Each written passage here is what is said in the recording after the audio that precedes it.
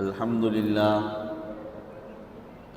لله وكفى وسلام على عباده الذين اصطفى أما بعد أعوذ بالله من الشيطان الرجيم بسم الله الرحمن الرحيم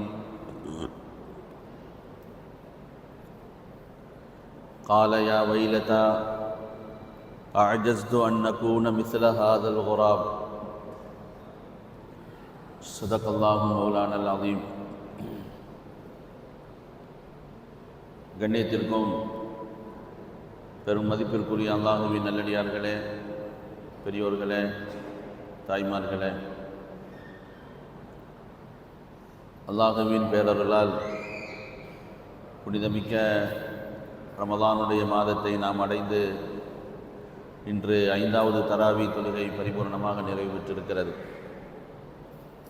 வல்ல ரஹ்மான் நாம் நோற்ற நோன்பையும் ஓதிய குர்ஆனையும் மேலும் நாம் செய்த வணக்கங்களையும் அல்லாஹ் முழுமையாக ஏற்றுக்கொள்வானாக. அதற்கான நன்மைகளை துன்யாவிலும் ஆகிரத்திலும் நிரப்பமாக தந்தருள்வானாக. மீதமுண்டான நாட்களிலும் இதுபோன்று நின்று வணங்கவும் ஓதவும் அல்லாஹ் தௌஃபீக் செய்வானாக. அதற்கான உடல் ஆரோக்கியத்தை அல்லாஹ் முழுமையாக தந்தருள்வானாக. கண்ணியத்திற்குரியவர்களே, இன்று சூரத்துல் மாயிதா தொழுகையில் ஓதும் பாக்கியத்தை அல்லாஹ் தந்தான். அல்லாஹு தாலா அந்த சூரத்துல் மாயிதாவிலே ஒரு சிறிய சரித்திரத்தின் மூலமாக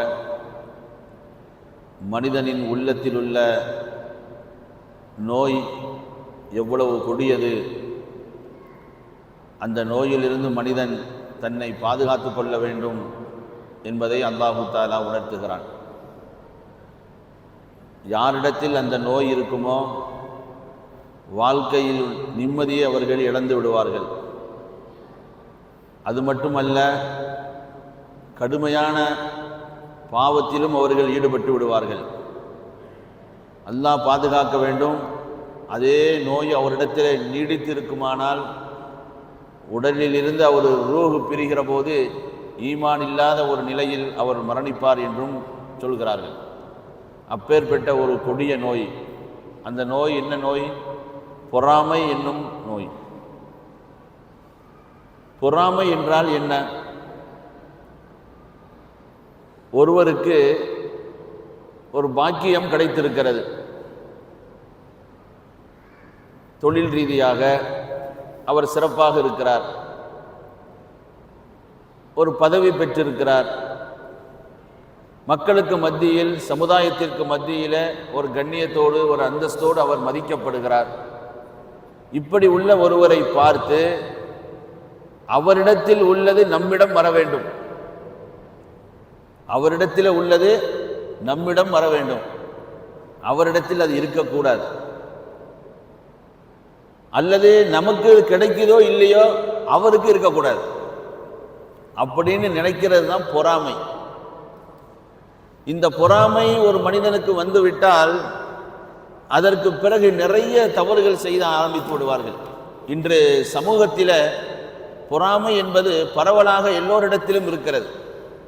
ஒரு ஆஃபீஸில் வேலை செய்யக்கூடிய 10 பேர்களில் ஒருவர் அங்கே உள்ள அந்த முதலாளிக்கு ரொம்ப விசுவாசமாக நல்லா இருக்கிறாருன்னு சொன்னால் கீழே இருக்கிற 9 பேரும் பொறாமைப்பட ஆரம்பிச்சிடுறாங்க. அவர் நல்ல வேலை செய்தால் அவருக்கு இடையூறு செய்து நீ செய்தால் இப்போ எல்லாரும் நாங்கள் செய்ய வேண்டியது இருக்குது, நீ செய்யக்கூடாது. பொறாமை வந்துட்டா அவரை எப்படியாவது அவருடைய நிலையிலிருந்து கீழே தள்ளுவதற்குண்டான முயற்சியில் அவன் ஈடுபட ஆரம்பிச்சிருவான். எப்படி சொல்லுவாங்க தெரியுமா? என்ன முகம் ஒரு மாதிரியா இருக்கு அப்படிம்பாங்க முதல்ல. இல்லையா, நான் நல்லா தானே இருக்கிறேன் அப்படின்னு அவர் சொல்லுவார். இல்லைங்க, நேற்று மாதிரி நீங்கள் இல்லை, ஒரு மாதிரியா இருக்கு அப்படின்னு சொல்லிட்டு நவுண்டுருவார். அப்போ அதிலிருந்தே அவருக்கு வசுவாசம் ஆரம்பமாயிடும். கண்ணாடியில் போய் நின்று பார்ப்பார், ஆமாம் அவன் சொல்கிற மாதிரி தான் இருக்குது. அப்புறம் சாயந்தரமான உடனே இயற்கையிலேயே உடம்பு ஒரு மாதிரியா இருக்கு அப்படிம்பாரு, வேலையை விட்டு தூரம் ஆயிடுவார். இப்படி பொறாமை உள்ளவர்கள் இது போன்று ஒரு தந்திரத்தை கையாண்டு அவர்களை டேமேஜ் செய்வாங்க. அதே மாதிரி ஒரு பதவி அடைஞ்சிட்டாங்க அப்படின்னு சொன்னால் கீழே உள்ளவர்கள் என்ன செய்யறதுன்னா அந்த பதவியிலிருந்து அவனை இறக்கிறதுக்கு உண்டான வேலைகளை ஃபுல்லாக செய்கிறது. எவ்வளோ பேர்கள் கண்ணீர் வடிச்சுக்கிட்டு வர்றாங்க, மருத்துவமனையிலேருந்து வர்றாங்க, மற்ற ஆஃபீஸிலேருந்து வர்றாங்க. பதவியே வேண்டாம், நான் இருக்கிற மாதிரியே நான் வேலை செய்யணும். அந்த அளவிற்கு இந்த பொறாமை என்பது மிக கொடியது. அல்லாஹ் நம்மளை பாதுகாக்கணும். வானத்திலும் பூமியிலும் முதலில் நடந்த மிகப்பெரிய பாவம் இந்த பொறாமை தான். வானத்திலும் வானலோகத்திலும் பூமியிலும் முதல் பாவம் எது நடந்ததுன்னா இந்த பொறாமை தான். வானத்தில் என்ன நடந்துச்சு? ஹஸரத் ஆதம் அலைஹிஸ்ஸலாம் அவர்களை படைத்து மலக்குமார்களை எல்லாம் கூப்பிட்டான், இவருக்கு சுஜூது செய்யுங்கன்னு சொன்னான். எல்லா மலக்குமார்களும் சுஜூது செய்தார்கள், இப்லீஸை தவிர. எல்லா மலக்குமார்களும் சுஜூது செய்தாங்க, இப்லீஸை தவிர.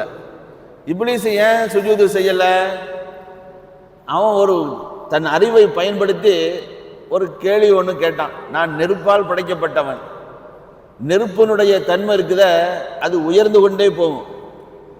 ஆதம் இருக்கிறார மண்ணால் படைக்கப்பட்டவர், மண்ணினுடைய தன்மை எவ்வளவு தூரமா நீங்க தூக்கி போட்டாலும் அது கீழே தான் வரும். கீழ் உள்ள ஒன்றுக்கு ஒரு உயர்ந்த அந்தஸ்தில் உள்ள எப்படி சுஜூது பண்றதுங்கிற ஒரு வாதத்தை முன்வைத்து இயற்கையாகவே இப்லீஸ் ஒரு மிகப்பெரிய அந்தஸ்தை பெற்றிருந்தான். அவன் மிகப்பெரிய வணக்கசாலி. வானத்தில் சுஜூது செய்யாத இடம் இல்லை. அவனுடைய நெற்றி அவ்வளவு இடத்துல பட்டிருக்கு. அவன் நினைத்த இடத்திற்கு அவன் செல்வான். முஅல்லிமுல் மலக்கூத், மலக்குமார்களுக்கெல்லாம் ஆசிரியராக இருந்திருக்கிறான். இவ்வளவு பெரிய அந்தஸ்து உள்ளவன். அல்லாஹ் சொன்னா சுஜூது செய்யன்னா, உன் மனசுல பொறாம வந்துடுச்சு. ஆகா, இது நாள் வரையிலும் நம்ம தான் இந்த எல்லாத்தையும் கண்ட்ரோல் பண்ணிக்கிட்டு இருந்தோம். இப்ப திடீர்னு ஒரு ஆளை படைச்சுக்கிட்டு சுஜூது செய்யுங்கிறானா, இதுக்கு பிறகு நம்ம நிலைமை என்ன? விட்டுறக்கூடாது, எது ஆரம்பத்திலேயே எதிர்த்துறணும் அப்படின்னு சொல்லி எதிர்த்ததுனால அவன் எவ்வளவு பெரிய கேவலத்திற்கு ஆளானா. சபிக்கப்பட்டு ஆள் துனியாவுக்கு அனுப்பப்பட்டது மட்டுமல்ல, கியாமத்து வரையிலும் வாழக்கூடிய மக்கள் எல்லாம் அஊது பில்லாஹி மினஷ் ஷைத்தானிர் ரஜீம் சபிக்கிற மாதிரி அல்லாஹ் தஆலா அவனை துரத்தி விட்டான். எவ்வளவு உயர்ந்த அந்தஸ்தில் இருந்தவன் எவ்வளவு கீழ்நிலைக்கு வந்தான். எதனால? இந்த பொறாமையினால தான். இது வானத்தில் முதலில் நடந்தது. பூமியில நடந்தது என்ன? அதுதான் இன்றைக்கு ஓதப்பட்டது. ஹஸரத் ஆதம் அலைஹிஸ்ஸலாம் அவர்களுக்கு ஹாபில் காபில் என்று 2 பிள்ளைங்க. ஆதம் அலைஹிஸ்ஸலாம் ஹவ்வா அலைஹிஸ்ஸலாம் அவங்களுக்கு குழந்தை எப்படி பிறக்குன்னு சொன்னா, ஒரு பிரசவத்தில் ஒரு ஆண் ஒரு பெண், ஒரு ஆண் ஒரு பெண் இப்படிதான் பிறக்கும். அப்போ கூட பிறந்தவங்க கூட பிறந்த சகோதரியை திருமணம் செய்யக்கூடாது. அப்போ சட்டம் அவங்களுக்கு என்ன இருந்துச்சு? முதல் ஆண் பெண் பிறந்தவங்க முதல்ல உள்ள ஒரு ஆணு, 2வது பிறக்கிறாங்கல்ல அவங்களுடைய அந்த பெண்ணை திருமணம் செய்யணும். முதல்ல உள்ள பெண் இருக்காங்களா 2வது பிறக்கிற ஆணை திருமணம் செய்யணும். இந்த மாதிரி ஒரு சட்டம் இருந்துச்சு. இப்போ ஹாபில் கூட பிறந்த பெண்மணி இருக்கிறாங்களே, ரொம்ப அழகா இருந்தாங்க. ஹாபில் கூட பிறந்த பெண்மணி இருக்காங்களே, அவ்வளவு ஒன்றும் அழகு கிடையாது. ஆனா காபில் கூட பிறந்த பெண்மணி இருக்காங்களே, அவங்க ரொம்ப அழகு. இவன் காபில் யாரை திருமணம் செய்யணும்? அழகில்லாத பெண்ணை திருமணம் செய்யணும். ஹாபில் யாரை திருமணம் செய்யணும்? அழகு உள்ள பெண்ணை திருமணம் செய்யணும். இப்பதான் காபில் கேட்டான், நான் அழகில்லாத பெண்ணை திருமணம் செய்யணும், நீ அழகுள்ள பெண்ணை திருமணம் செய்வியா? ஒருபோதும் அது நடக்காது. இந்த பொறாமை தான் கோபத்திற்கு ஆளாகி கடைசியில ஹாபிலை அவன் கொலை செய்தான். ஹாபிலை கொலை செய்தான். ஃபதவ்வஅத் லஹு நஃப்ஸுஹு, அவருடைய நஃப்ஸ் அப்படியே தூண்டி கொண்டே இருந்தது, கொன்று நீ கொண்டுட்டா அந்த பெண்மணியும் சேர்த்து நீ திருமணம் பண்ணிக்கலாம், அவன் இருக்கிறதுனால தானே உனக்கு இடைஞ்சல். அப்படிங்கிற மிகப்பெரிய தப்ப காபில் செய்தார். செய்ததுனால என்னாச்சு? அல்லாஹு தஆலா சொல்றான், இந்த மனிதன் சாதாரணமானவன் அல்ல, எனது ஹலீஃபா என்று சொல்கிறான். படைப்பினங்களிலேயே அழகான படைப்பு, நம்மளை மாதிரி ஒரு அழகான படைப்பு எதுவும் கிடையாது. அறிவாற்றலை அல்லாஹ் நமக்கு கொடுத்திருக்கிறான். உலகத்தில் நம்மை விட பலமுள்ள எவ்வளவு ஹைவான்கள் இருந்தாலும் அது எல்லாவற்றையும் அடக்கி ஆளக்கூடிய சக்தி நம்மள்கிட்ட இருக்குது. இவ்வளவு கண்ணியம் மரியாதை எல்லாமே இருந்தும் கூட காபிலுடைய நிலைமை என்னாச்சு தெரியுமா? கொலை செய்த பிறகு அவனை என்ன செய்யணுங்கிறது தெரியல. முதல்ல இயற்கை மரணம் வரல, கொலை தான் செய்தாங்க. கொலை செய்த பிறகு என்ன செய்யணுங்கிறது தெரியல. தன் சகோதரனை தோளில் தூக்கி போட்டுக்கொண்டு 1 வருடம் திரிந்தார். அப்பதான் அல்லாஹு தாலா என்ன செய்தான், வானத்திலிருந்து 2 காகத்தை அனுப்பினான். அந்த காகம் ஒன்றோடு ஒன்று சண்டையிட்டு ஒன்று செத்து போனது. அப்போ அந்த காகம் என்ன செஞ்சுச்சு, மண்ணை தோண்டி செத்து போன அந்த காகத்தை அடக்கியது. இதை பார்த்த காபில், இந்த காகத்துக்கு இருக்கிற ஒரு அறிவு கூட நமக்கு இல்லாம போச்சே, அதை விட நம்ம மோசமாக போய்விட்டோமே. யா வைலதா அஜஸ்து அன் நகூன மிஸ்ல ஹாதல் குராவ், இந்த காகத்தை விட நம்ம மோசமாயிட்டோமே என்று வருத்தப்பட்டான் என்று குர்ஆன் சொல்கிறது. இவ்வளவு பெரிய அந்தஸ்து மிக்கவன் காகத்தை விட மோசமானதற்கு காரணம் இந்த கொடிய இந்த பொறாமை என்ற நோய்க்கு அவன் அகப்பட்டதால் அந்த அளவுக்கு அவன் தள்ளப்பட்டான் என்று அல்லாஹு தாலா இந்த வசனத்தின் மூலமாக சொல்லி நமக்கு என்ன சொல்ல வர்றான், பொறாமை என்ற குணத்திலிருந்து நீங்கள் முழுமையான பாதுகாப்பை பெற வேண்டும். பொறாமை என்பது உங்களுடைய அமல்களை அழித்து விடும். லேஸ்பட்டதல்ல, நம்ம செய்த எல்லாவற்றையும் அழித்துவிடும். பொறாமை மனதிலே வந்துவிட்டால் புறம் பேச ஆரம்பிப்போம், அடுத்தவர்களை தாழ்வாக நினைப்போம், நம்மை பெரியாளாக நினைப்போம். இது எல்லாமே அல்லாஹ்வுடைய தண்டனைகளை கொண்டு வரக்கூடிய ஒன்று. அவ்வளவு கொடிய நோய்கள் கொண்டதுதான் இந்த பொறாமை என்பது. அல்லாஹு தாலா இந்த சரித்திரத்தை முழுமையாக சொல்லி நமக்கு சொல்ல வர்றது என்னன்னா, இதிலிருந்து நீங்கள் முழுமையாக பாதுகாப்பு பெற வேண்டும். பெருமானார் ஸல்லல்லாஹு அலைஹி வஸல்லம் அவங்களுடைய காலத்தில் ஸல்லல்லாஹு அலைஹி வஸல்லமுடைய சபை நடந்துகிட்டு இருக்கு. ஒரு சஹாபி வர்றாங்க. அப்போ ஸல்லல்லாஹு அலைஹி வஸல்லம் சொன்னாங்க, உங்களுக்கு மத்தியில் இப்போது ஒரு சொர்க்கவாதி வருகிறார் அப்படின்னு சொன்னாங்க. எல்லாருமே திரும்பி பார்த்தாங்க. ஒரு அன்சாரி தோழர் வருகிறார், வந்து சபையில் உட்காந்துட்டு போயிட்டார். மறுநாள் அதே மாதிரி சபை நடக்கும் பொழுது உங்களில் ஒரு சொர்க்கவாதி வருகிறார், எல்லாம் பார்த்தாங்க, அவரே தான் திரும்பி வந்தார். 3வது நாளும் சபை நடக்கும் பொழுது அவர் வரும் பொழுது சொர்க்கவாதி வருகிறார்னு சொன்னாங்க ஸல்லல்லாஹு அலைஹி வஸல்லம். பொதுவாகவே சஹாபாக்களுக்கு ஏதாவது ஒரு சிறப்பான ஒரு தன்மை பெருமானார் அவர்கள் ஒரு தோழரை பற்றி சொல்லிவிட்டால் அவரை போன்று நாம் ஆக வேண்டுங்கிற ஆசை அவங்களுக்கு இயற்கையாகவே உண்டு.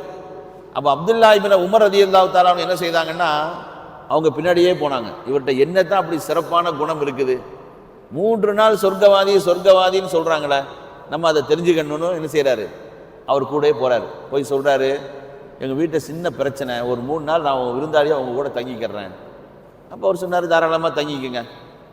தங்கினார். அப்போ ஏதாவது ஒரு சிறப்பான அமல் இருக்கணும்ல, ஒன்றும் இருக்கிற மாதிரி தெரியல. நம்ம மாதிரி சாப்பிட்றாரு, பாங்க சொன்ன உடனே ஜமாத்தோட தொழுகிறார், வீட்டுக்கு போகிறாரு, இரவுல படுக்கிறாரு. படுக்கையில் அங்கிட்டு இங்கிட்டு திரும்பும் பொழுது அல்லாஹ்வை திக்ர் செய்கிறார், அல்லாஹு அக்பர் சுபஹான் அல்லாஹ் அப்படின்னு திக்ர் செய்கிறார். இதுதான் அவர் பார்த்தது, வேற ஒன்றும் புதுசாக ஒன்றும் இல்லை. ஒரு நாள் ஆயிடுச்சு. அப்போ 2வது நாள் ஏதாச்சும் செய்கிறாராம் பார்ப்போம். 2வது நாள் இருந்து பார்க்குறாரு, ஒன்றும் இல்லை.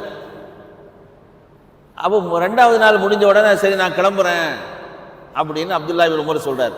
அப்போ அந்த சஹாபி கேட்குறாங்க, என்ன 3 நாள் தங்க போகிறேன்னு சொல்லி வந்தீங்க, இப்போ 2 நாள் தான் ஆயிருக்கு, நீங்கள் கிளம்பிட்டீங்களே அப்படிங்கும்போது இவங்க சொல்கிறாங்க, இல்லை நீங்கள் 3 நாள் பெருமானாருடைய சபைக்கு வரும்பொழுது சொர்க்கவாதின்னு உங்களை பார்த்து சொன்னாங்க.